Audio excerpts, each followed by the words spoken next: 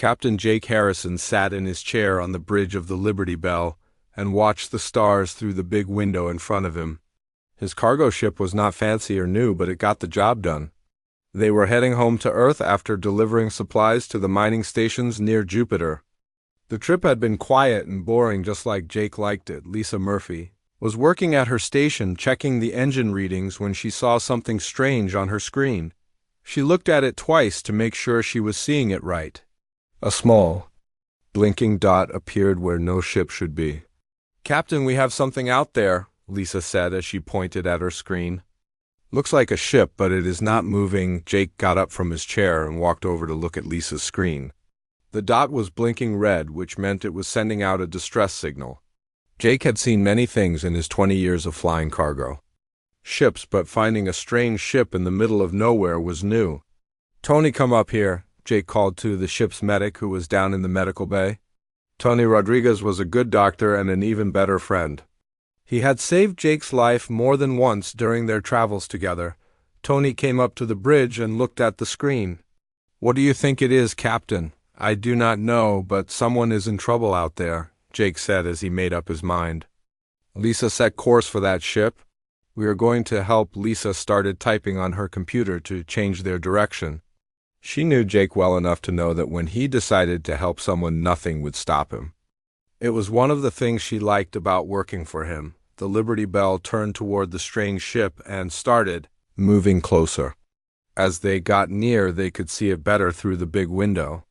The ship was unlike anything they had ever seen before. It was long and thin, with a green color that seemed to shine in the starlight. Strange symbols covered its sides. "That is not a human ship," Tony said as he stared at it. "I have never seen anything like it." Jake nodded his head. He had heard stories from other captains about strange ships from other worlds, but he had never seen one himself. Now here was one right in front of him, and it was asking for help. "Lisa, scan the ship and see if there are any life signs," Jake ordered. Lisa worked on her computer for a few minutes, then looked up. "There is one life form on board, Captain. It is alive, but the readings are weak. The ship's power is almost gone." Jake thought about what to do. Earth's government had rules about meeting aliens from other worlds. They were supposed to report it first and wait for orders. But if they waited, the being on that ship might die. "We are going to help," Jake said finally. "Tony, get your medical kit ready." Lisa, prepare the docking tube. Both crew members started working to get ready. They had done rescue missions before, but never with an alien ship. Tony packed extra medical supplies because he did not know what he might find. Lisa got the docking tube ready to connect the two ships together. The Liberty Bell moved slowly toward the alien ship. Lisa was very careful as she lined up the docking tube with what looked like a door on the side of the other ship. It took her several tries, but finally she got it connected. "Docking complete, Captain," Lisa reported. "The tube is sealed and holding pressure." Jake took a deep breath. "Tony, you are with me." "Lisa, stay here and watch both ships." Jake and Tony put on their spacesuits just in case something went wrong. They walked through the ship to the docking tube and opened the door.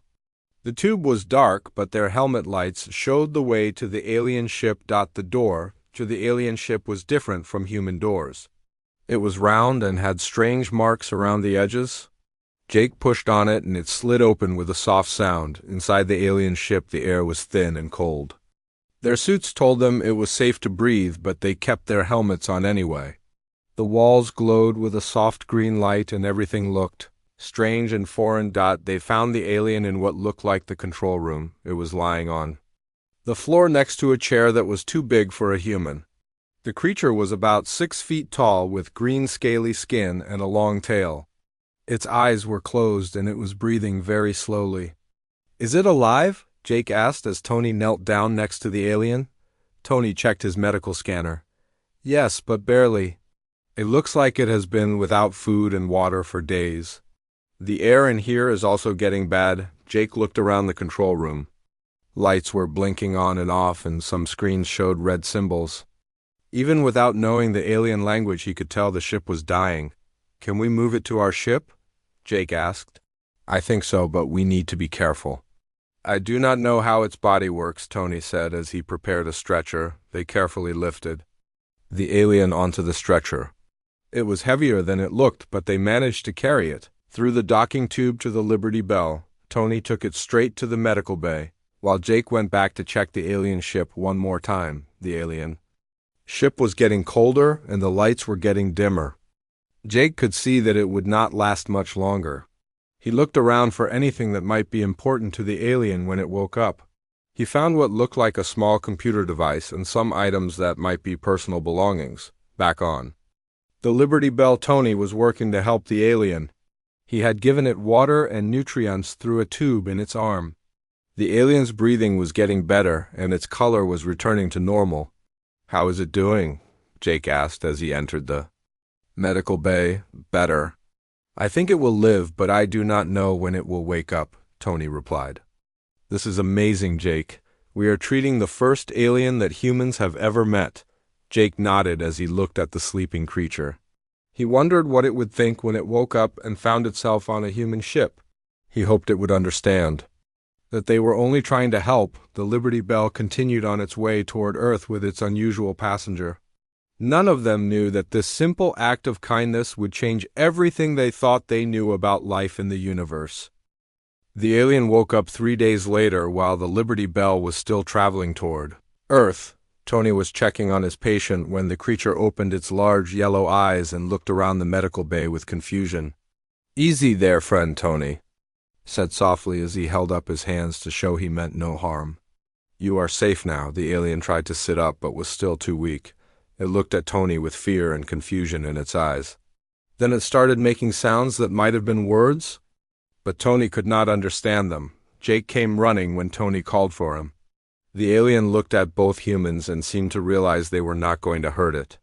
Slowly, it reached for a small device that Jake had brought from its ship. The device lit up and suddenly the alien's words became clear.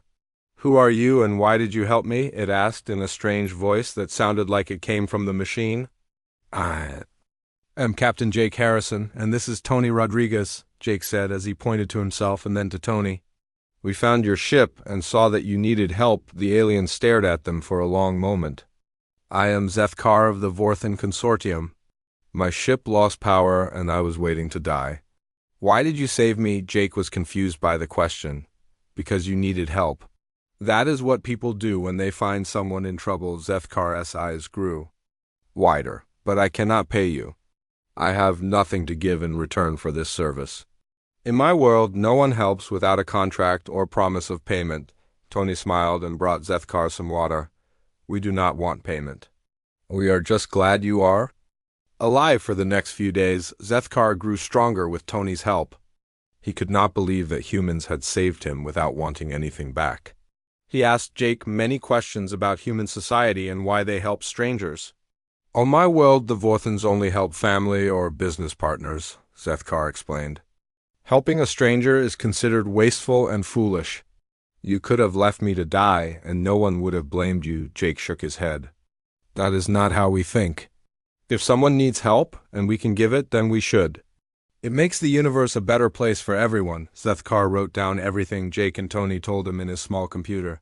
He had been a trader for many years, and had met beings from dozens of different worlds, but he had never encountered anything like human kindness before. When they reached Earth, Jake helped Zethkar fix his ship using parts from human space stations. Lisa worked with alien mechanics to understand how Vorthan technology worked. Even though the parts were expensive, Jake paid for them himself. "Why do you spend your own money to help me?" Zethkar asked as they watched Lisa install new power cells in his ship.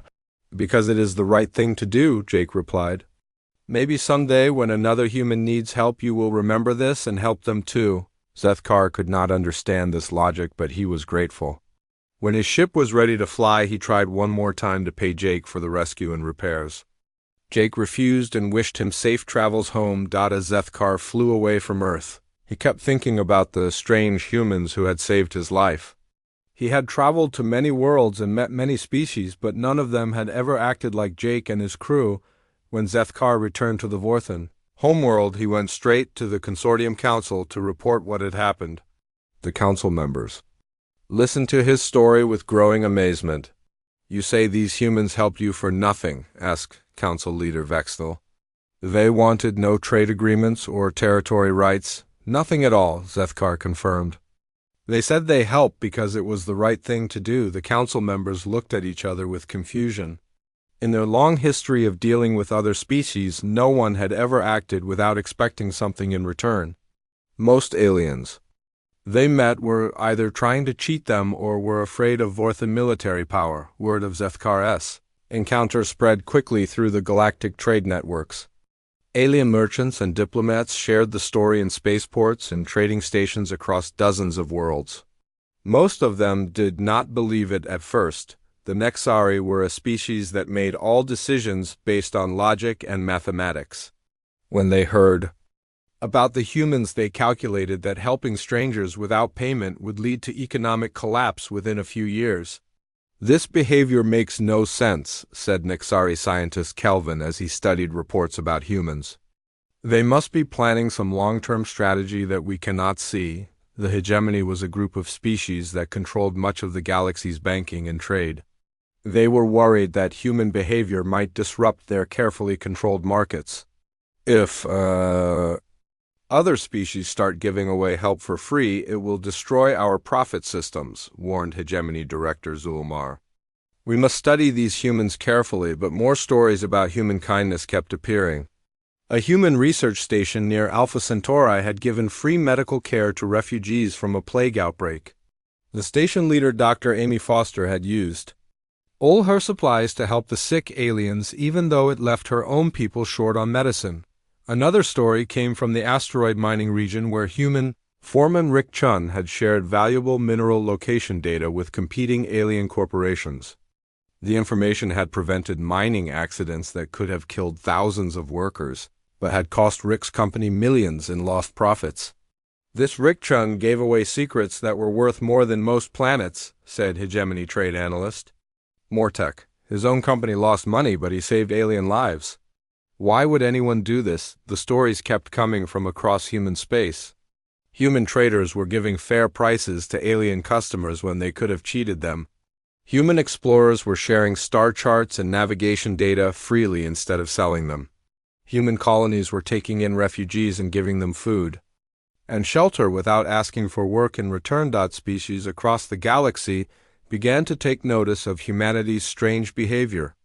The Empathic Collective was a group of aliens who could feel emotions from other beings. They sent observers to watch humans and try to understand their motivations. "The humans truly believe that helping others makes their society stronger," reported Collective Observer Yalara. "They do not think about immediate profit, but about long-term benefits for everyone." The ancient archivists had been watching galactic civilization for thousands of years. They kept records of every species they encountered, and how those species behaved. When they heard about humans, they searched through all their data. "In all our records, we have never seen a species that routinely helps strangers without expecting payment," reported Chief Archivist Zondel. "This behavior pattern is completely new to us." Meanwhile, Zethkar had become something of a celebrity among Vorthan traders. Other merchants came to him asking for advice about dealing with humans.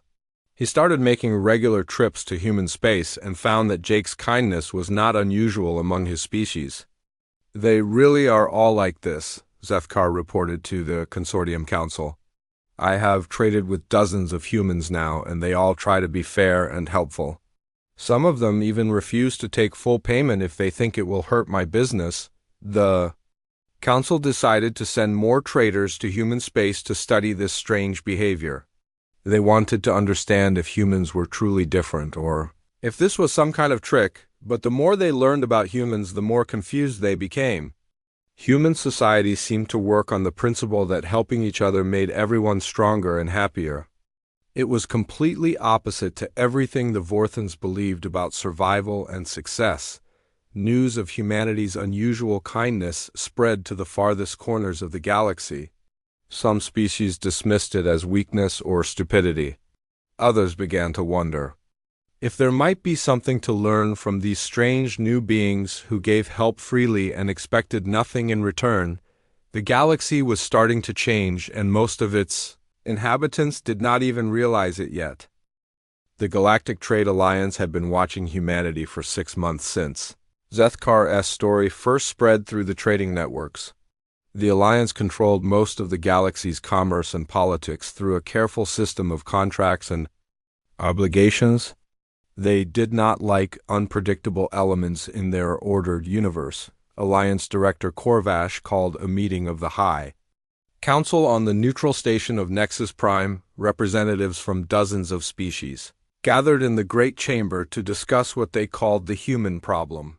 These humans are disrupting established trade patterns with their irrational behavior, Corvash announced to the assembled delegates. We must determine if their actions are genuine or if they are playing some deeper game. Hegemony Banking Representative Thomer agreed. Our economic models cannot predict human behavior. They help competitors and give away valuable resources. If this spreads to other species, it could collapse our entire system. The Nexari delegate Kelvin presented detailed calculations on his datapad. Based on mathematical analysis, human society should have failed within 50 years of developing this behavior pattern. Yet they continue to grow stronger and more prosperous. We do not understand how this is possible. After hours of debate, the council reached a decision. They would create a test situation to see how humans really behaved when faced with a difficult choice. If humans were truly as selfless as they appeared, then they would prove it. If they were acting from hidden motives, then the test would expose them. The Alliance chose to test humanity's newest colony mission. The ship Aurora was carrying 50,000 colonists to establish humanity's first major settlement outside their home system. The colony ship was traveling to a rich star system that could support millions of people in the future. Alliance military forces secretly contacted the Zorathian Empire and offered them a deal. The Zorathians were known throughout the galaxy as fierce warriors who expanded their territory through conquest. The Alliance would give them detailed information about the Aurora's route if they agreed to pose as refugees and test human reactions. Zorathian Commander Victor was suspicious of the offer at first. Why do you want us to pretend to be helpless refugees? That is not the Zorathian way. We need to know if humans will help strangers even when it costs them greatly, explained Alliance Operative Meldar. If they truly are as generous as stories claim, then they will share their resources with you even though it delays their own colony. Victor considered the proposal. His people had been planning to claim that star system for themselves anyway. If the test worked, they could evaluate human weakness while advancing their own territorial goals. Very well, Victor agreed. My fleet will pose as refugees, but we will not lower our guard. If these humans try to trick us, we will respond with force. The trap was set carefully. Zorathian warships were disguised to look damaged and helpless. Their crews prepared false stories about fleeing from a destroyed homeworld. Alliance observers positioned themselves throughout the system to record everything that happened. Captain Helen Baker commanded the Aurora as it approached the test system. Her colonial administrator, Dan Wright, was busy planning the settlement of their new world. They had worked together for 3 years preparing for this mission, and both were excited to finally establish humanity's first major interstellar colony. Captain, we are receiving distress signals from multiple ships, ahead reported Communications Officer Karen Price. From her station on the bridge, Helen looked at the scanner displays, showing dozens of ships drifting near their destination system. The vessels appeared damaged and were broadcasting emergency signals in a language the ship's computers did not recognize. Can you translate their messages, Karen? Helen asked as she studied the scanner data. Working on it, Captain, Karen replied as she ran the signals through the translation systems. After a few minutes, she looked up with concern. They say they are refugees from a species called the Zorathians. Their homeworld was destroyed and they need food and medical help. Dan Wright came up to the bridge when he heard about the situation.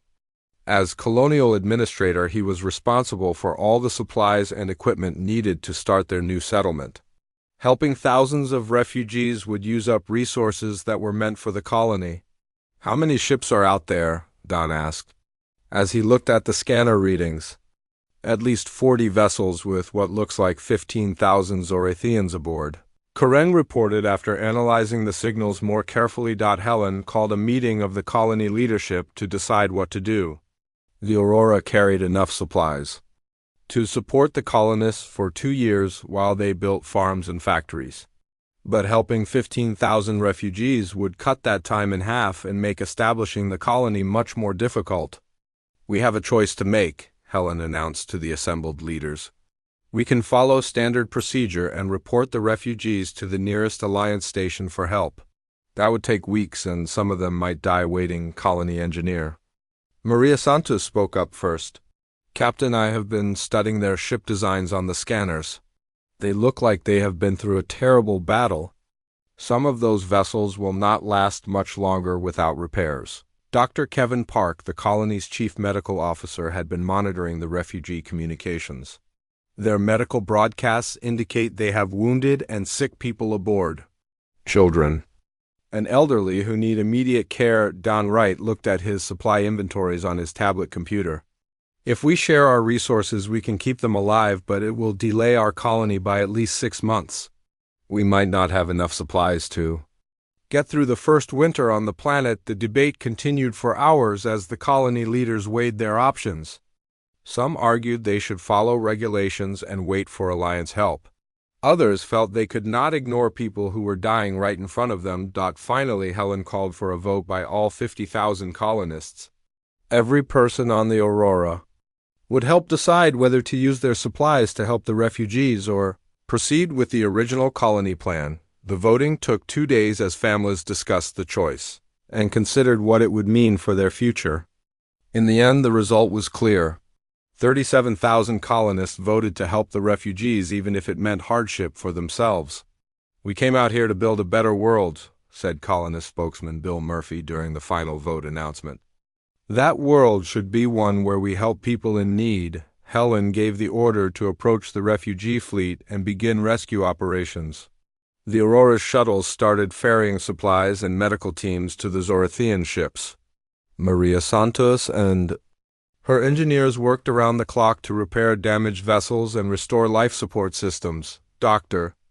Kevin Park set up emergency medical facilities in the Aurora's cargo bays to treat wounded refugees. He and his medical team worked carefully because they did not know much about Zorathian biology, but they managed to save dozens of lives in the first few days. The colonists shared their food reserves even though it meant going on strict rationing themselves. Families gave up personal belongings to help refugee children who had lost everything. Teachers started language classes to help the species communicate better. Dan Wright recalculated the colony timeline and supply needs every day. The numbers looked worse each time, but he never suggested stopping the rescue operation. "We will figure out how to make it work," he told his staff. "We always do." The Hidden Alliance observers recorded everything with growing amazement. They had expected humans might offer some token assistance, but this level of sacrifice was far beyond their predictions. "They are giving away months of work and millions of credits worth of supplies," reported observer Yilkith to Alliance headquarters. "All for strangers they have never met before." Zorathian Commander Victor watched the human rescue efforts from his command ship and felt something he had never experienced before. His people were warriors who respected strength and conquest. But these humans were showing a different kind of strength by helping enemies without knowing who they really were.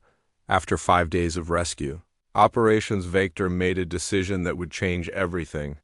He could not continue the deception any longer. These humans deserved to know the truth about who they were helping and why. The test was about to reveal something the Alliance had never expected. Commander Victor stood on the bridge of his flagship and watched human shuttlecraft bringing medical supplies to his damaged vessels. The humans had been working for 6 days straight to help what they believed were desperate refugees. Victor had never seen such dedication from any species, including his own people. His second-in-command Korthak approached with the daily reports. "Commander, the humans have repaired life support on 12 of our ships and provided food for all our crews.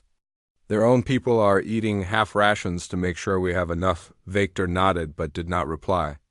He was thinking about the human medical team that had worked for 18 hours straight to save a young Zorathian who had been injured in a fake battle wound. Dr. Kevin Park had used rare medicines from his own supplies and refused to stop until the patient was stable. "The deception cannot continue," Victor said finally as he made his decision. "These humans deserve to know the truth." Korthik was shocked by his commander's words. "Sir, we have our orders from the Alliance. We are supposed to test human behavior and report back.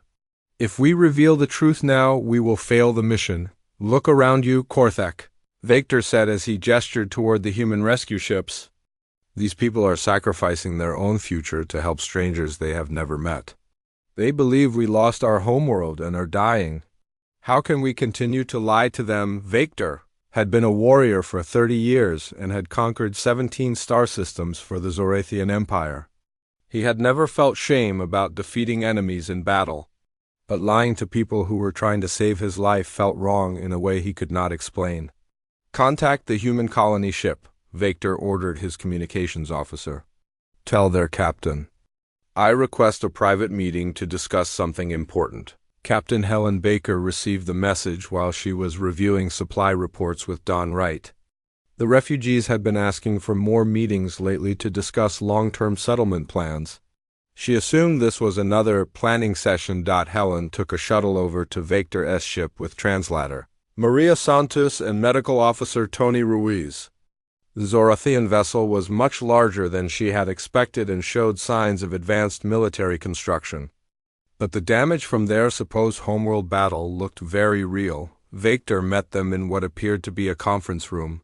Several other Zorathian officers were present, but they all looked uncomfortable.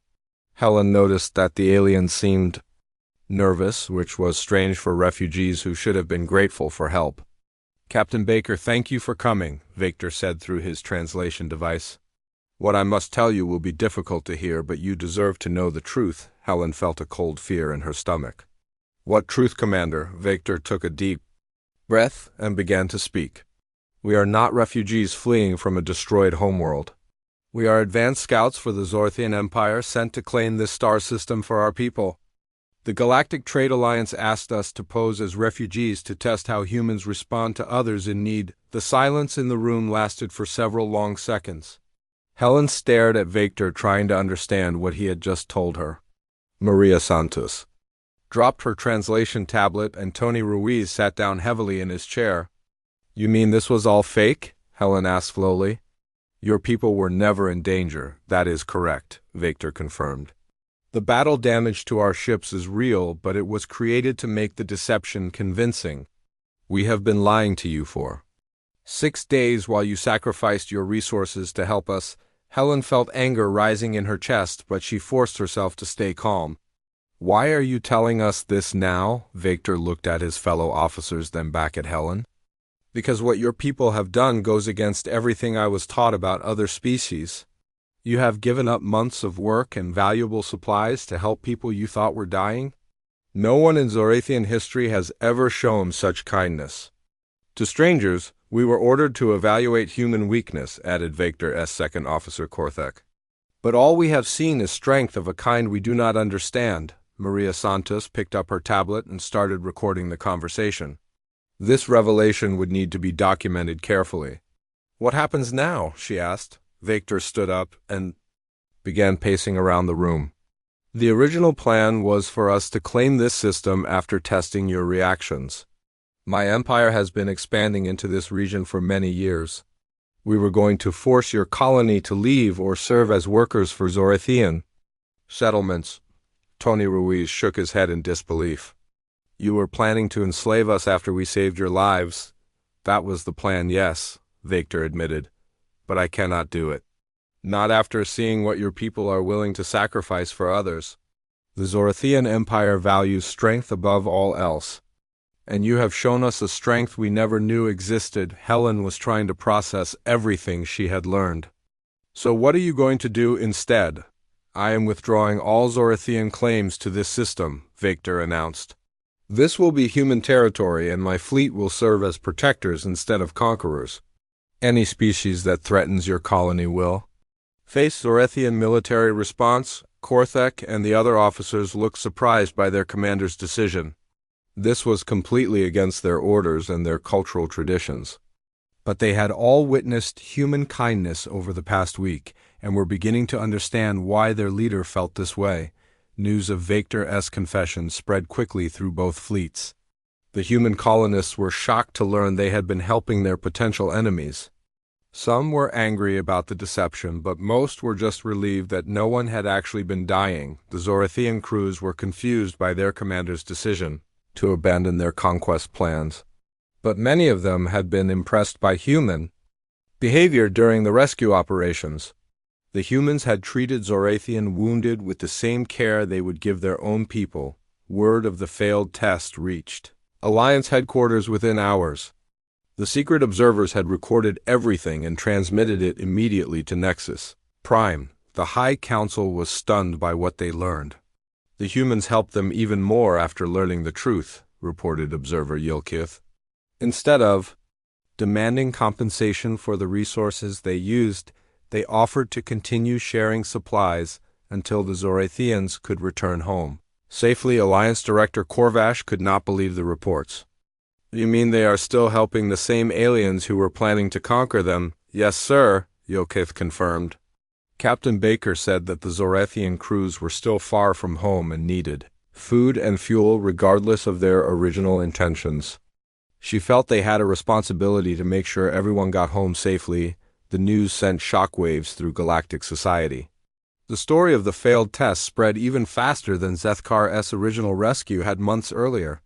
Species throughout the galaxy began to reevaluate their understanding of humanity and what it meant to show kindness to others. The empathic collective sent more observers to study human emotions during the crisis. Their feelings of compassion did not change even when they learned they had been deceived, reported collective member Zilara. They still felt responsible for the welfare of beings who had lied to them. The ancient archivists added new entries to their records about unprecedented behavior patterns among galactic species. This event marks the first time in recorded history that a species has chosen to help rather than punish those who attempted to deceive them, wrote Chief Archivist Zondal. Zethkar heard about the failed test while trading near Vorth in space. He was not surprised by human behavior, but he was amazed by how it had affected the fierce Zorathians. He decided to travel to the test system to see the situation for himself. When Zethkar arrived, he found humans and Zorathians working together to repair ships and share resources. The two species were learning each other's languages and cultures. Children from both groups were playing together while their parents planned for the future. This is what happens when humans touch your life, Zethkar told Victor as they watched the mixed crews working together. They change everything without even trying to do it. The galaxy was beginning to understand that humanity represented something completely new in interstellar relations.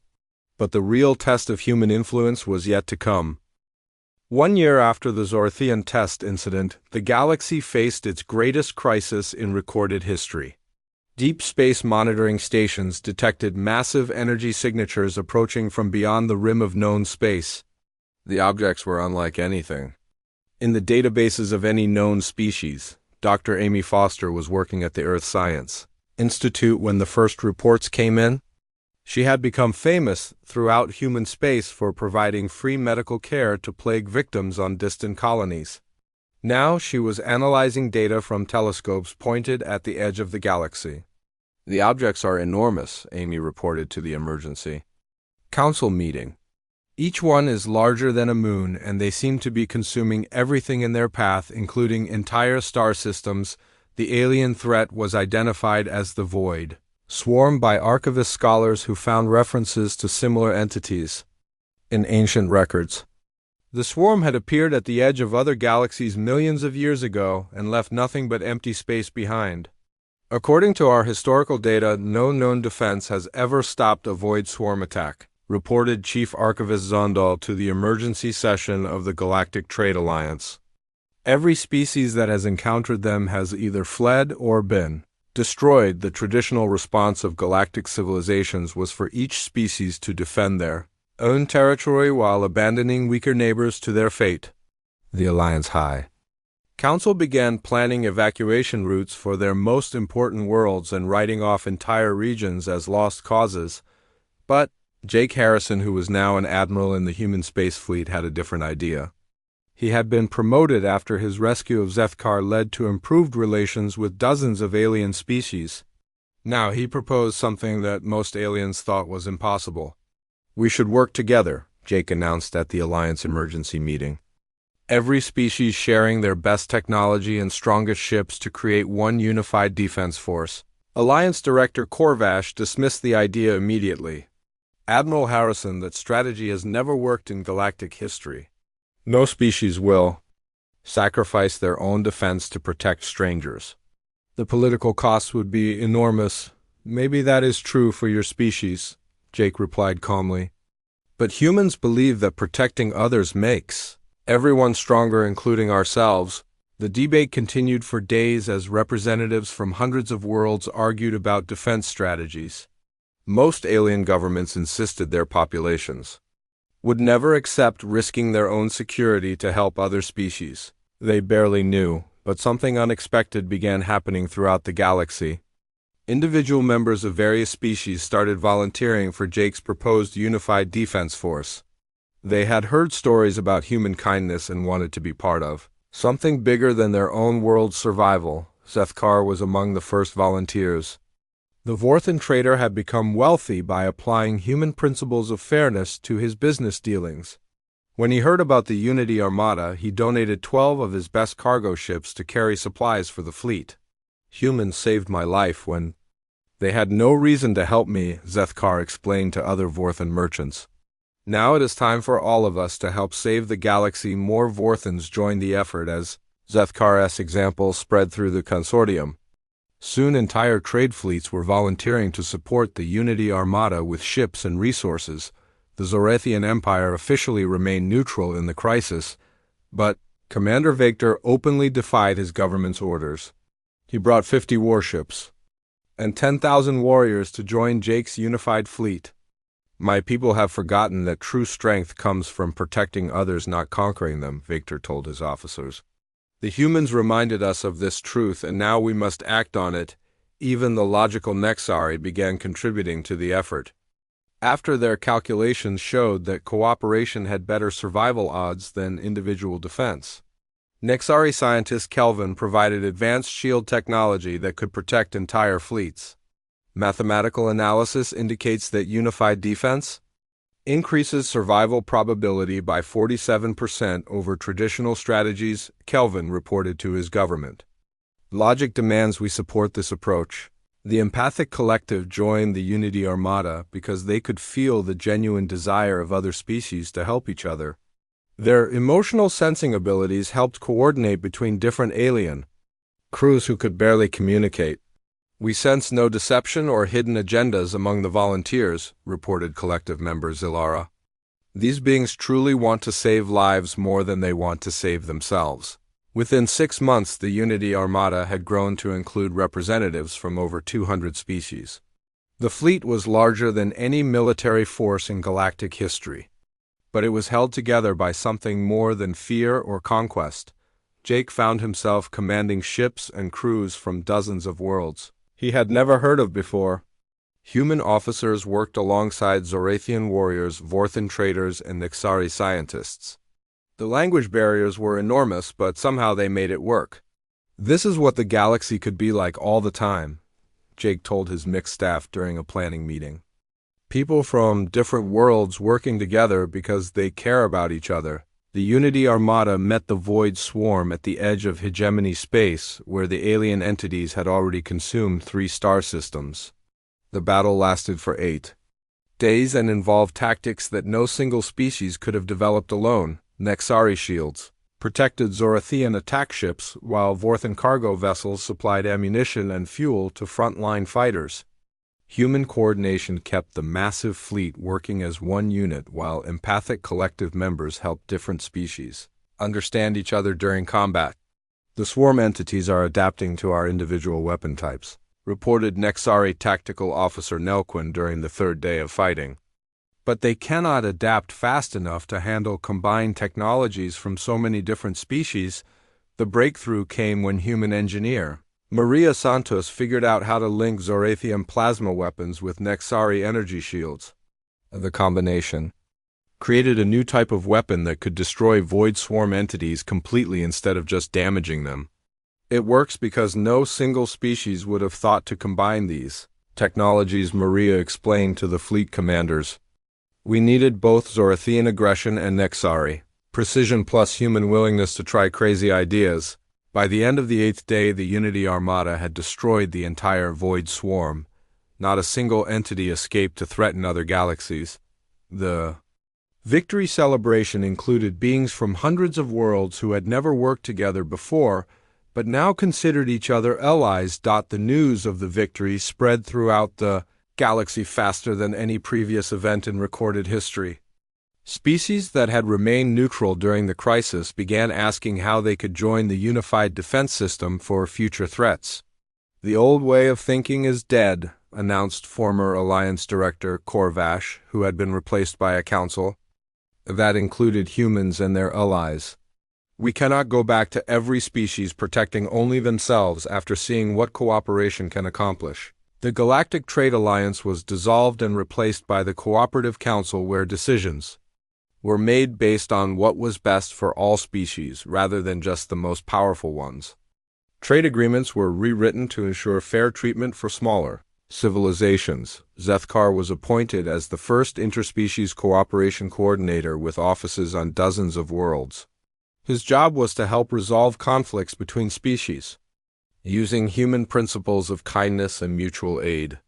I often think about the day Jake Harrison saved my life, Zethkar said during his appointment ceremony.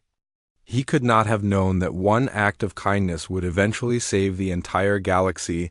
The changes went far beyond military cooperation. Medical knowledge was shared freely between species, leading to cures for diseases that had plagued civilizations for centuries. Scientific discoveries were published openly instead of being kept as state secrets. Educational exchanges brought young beings from different worlds together to learn about other cultures.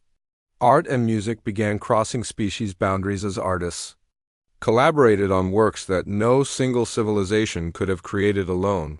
Humans taught us that helping others makes everyone stronger, said Zorothian Cultural Minister Yextal during an interview. Now we are all learning to think like humans when it comes to solving problems.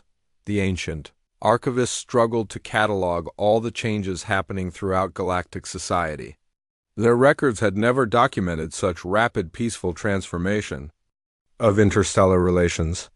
Previous galactic civilizations were built on fear, competition, and dominance, wrote Chief Archivist Zondel. This new civilization is built on cooperation, compassion, and mutual support. The humans have fundamentally changed what it means to be a spacefaring species. Jake Harrison retired from military service and became Earth's first galactic ambassador. He spent his time traveling between worlds, helping to establish new cooperation agreements and teaching other species about human values. People ask me if I ever imagined that rescuing one stranded trader would lead to all this, Jake said during his retirement speech. The truth is that Zethkar was never just one alien in trouble. He was our first chance to show the galaxy what humans believe about helping others. Every act of kindness creates possibilities we cannot see at the time. When we choose to help someone who needs it, we are not just saving one life.